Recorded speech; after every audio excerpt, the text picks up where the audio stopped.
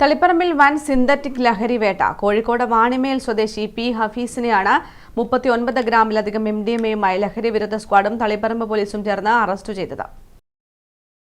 ബംഗളൂരുവിൽ നിന്ന് കടത്തിക്കൊണ്ടുവന്ന MDMAയുമായാണ് കോഴിക്കോട് വാണിമേൽ സ്വദേശി പി ഹഫീസ് പിടിയിലായത്.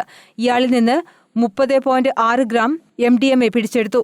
റൂറൽ പോലീസ് മേധാവി അനൂജ് പരിവാളിന്റെ നേതൃത്വത്തിലുള്ള ലഹരിവിരുദ്ധ സ്ക്വാഡായ ഡാൻസാഫും തളിപ്പറമ്പ് പോലീസും ചേർന്നായിരുന്നു പരിശോധന. തളിപ്പറമ്പ് പോലീസ് ഹഫീസിന്റെ അറസ്റ്റും രേഖപ്പെടുത്തി. നേരത്തെ ഗൾഫിലായിരുന്ന ഹഫീസ് കുറച്ചുകാലമായി ബംഗളൂരുവിൽ ഊബർ ടാക്സി ഡ്രൈവറായി ജോലി ചെയ്തു വരികയായിരുന്നു.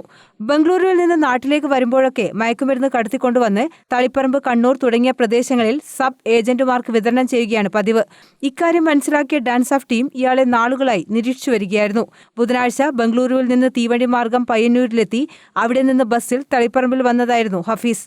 MDMA തളിപ്പറമ്പിലെ സബ് ഏജന്റിന് നൽകാനായി ബസ് സ്റ്റാൻഡിൽ പോലീസ് എയ്ഡ് പോസ്റ്റിനു സമീപം നിൽക്കുമ്പോഴാണ് യുവാവിനെ പിടികൂടിയത്. പിടികൂടിയ MDMAയ്ക്ക് 1,60,000 രൂപ വിപണിയിൽ വിലമതിക്കും.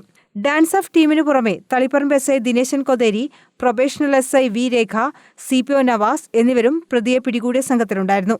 News bureau, Taliparamba.